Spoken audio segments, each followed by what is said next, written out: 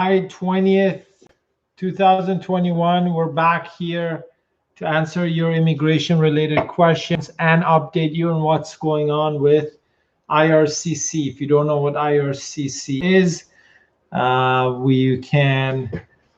that's just Canadian Immigration Department. So we're here again, 5 p.m. If you're new to this whole thing, post your questions on the comment section. We're happy to answer them. We're live on Instagram, Facebook, and YouTube.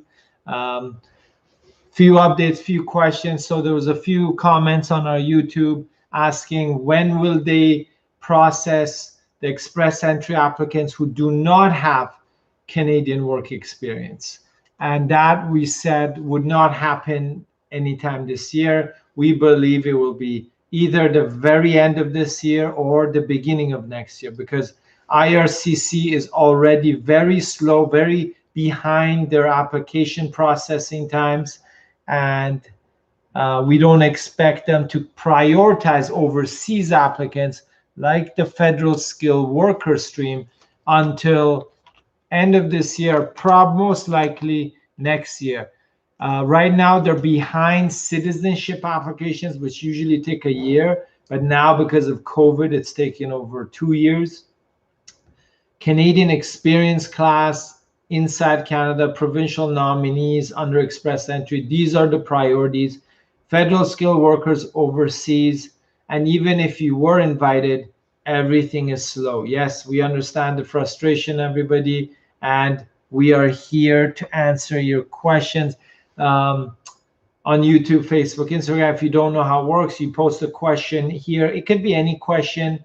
You can post your questions later on if you're watching this recorded, and we will answer them. It can be about visas, admission, school transfer, restoration, investor work permits, family sponsorships, no matter what. So right now, the biggest news that came out for Canadian immigration was regarding the travel restrictions, right? So if you, as of August 9th, no more mandatory hotel quarantine. As of September 7th, borders are opening up to US visitors, and after that to other country visitors. So non-essential travel will be opening up, okay? With applicants, visitors who have a double vaccine shot already from the approved mRNA vaccines by the government do not need to quarantine or are allowed to enter the country. Remember, in every case, you do need a pre-arrival COVID test. The hotel stays are going to be removed as of August 7th or 9th. Sorry about that. So this is good news for people who want their family or friends to visit them in Canada. Processing times for visitor visas, I assume, will be processing faster over that. We have a question on our Instagram. It says, do you think Canada is going to accept Sinovac and Sputnik COVID vaccines?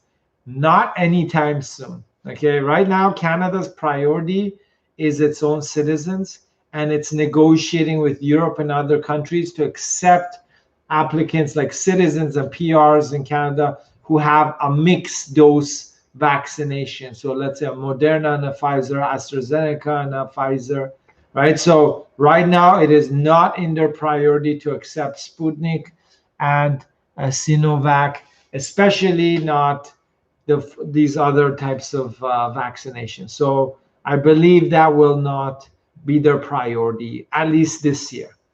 Next year, we'll have to see how the Delta variant goes, and then they'll decide on how they can open up. Also, they will be monitoring the results and data and statistics released by countries which are using these two vaccines, okay? So, but going back to travel restrictions, so that's the latest update.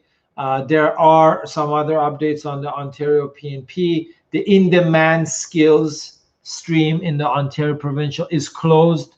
It has reached the maximum applications at this point. It will reopen again later, but right now, as of today, the Ontario PNP in-demand skills has declared that it has received enough applications for the time being. Okay, so that's another update.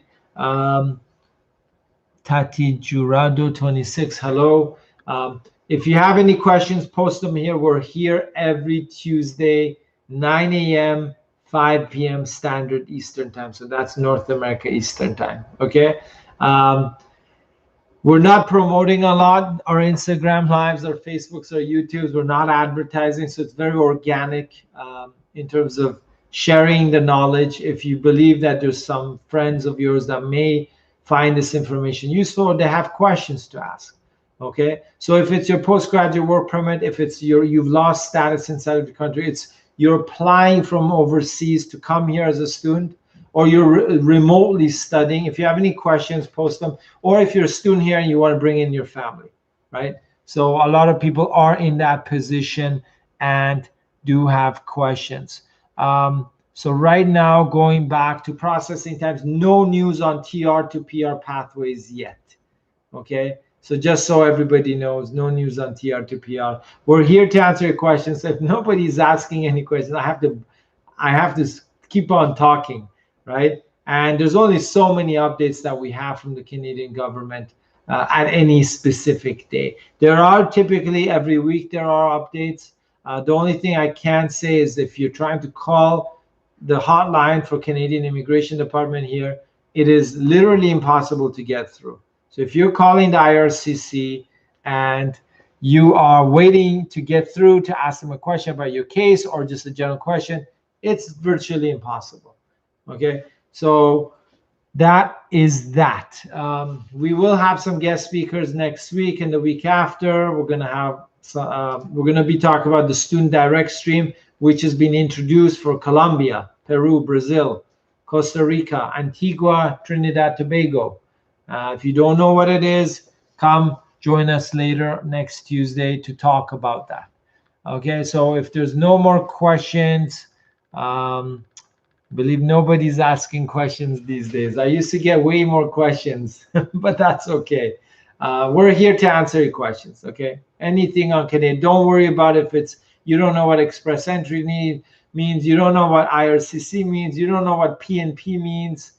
We can open everything up for you. So don't worry if you think your question is too mundane or, you know, everybody knows the answer. No, there is no such thing. Okay, Canadian immigration is complicated. People don't know, but a lot of people get refused, a lot of people get approved. Okay, millions of people are applying for Canadian immigration every year. With COVID, that's dropped, but that's going to pick up again over the next 6 months. And remember, if you are refused for a PR or a visitor visa or work permit or study permit, you have the right to appeal it in court, even if you're not inside of Canada, even if you've never visited Canada. You have the right to appeal it if you believe there was an error in law. Okay, so that's very important to know because some embassies do refuse, and sometimes you're applying for PR, there was an error, there was a mistake done, and they refused you. So you know you have the right to appeal in federal court. Obviously, it's not cheap, but it is possible. That option is available to everybody. Anyways, so basically, in case you're just joining us, you just post your question here on the comment section, whether on your Facebook, Instagram, or YouTube, and we do answer them. We're here every Tuesday, 9 a.m. and 5 p.m. And since I'm talking a lot the whole day, I may have to come back next Tuesday because my throat is already hurting. So that's basically a quick update. Travel restrictions are easing up. You can come in as of August 9th onwards without the hotel. Sorry about that. The hotel quarantine. They're opening up for double vaccinated travelers. U.S. borders reopening September 7th onwards. So there's a lot going on. Study permit renewals inside of Canada, 10 days.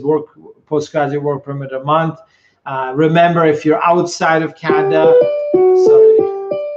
if you're outside of Canada and you want to apply for your postgraduate work permit because you left after graduation or you study remotely, remember you only have 6 months from the time you graduated or completed your studies, then you have to have had a valid study permit. So if your study permit is expiring and it's going to be more than 6 months, forget it. You're not going to be doing that. Okay, so you're not going to get your postgraduate work permit. So remember, postgraduate work permits, regular work permits, LMIAs. If you're here and you cannot extend, you can have your employer sponsor you through a labor market impact assessment. So Adian Tali 82. I think if you have a question, let us know. We'd be happy to answer. So again, if you're just joining us, you can post your question on the comments. We will answer it live. Another question from Fabruk. With the 4 months in order to demonstrate I'm achieving the money requirements. Is there a question before that? Because I feel like that question was half there. It says, within the 4 months in order to demonstrate I'm achieving the money requirements. Well, I'm not sure about the question. Let me look at it. Yeah, I'm not sure about the question exactly. So it's difficult to answer whether it's express entry, you already have an invitation to apply, or you're planning to do so. So don't be shy. Post your question. We would be happy to answer it live here. And we're here every Tuesday. So if you miss us, you're watching a recording, remember, Tuesdays, 9 a.m., 5 p.m., North America Standard Eastern Time. And if nobody else has any questions or if there's any comments, I will sign off today, and we'd be back again next week. Okay?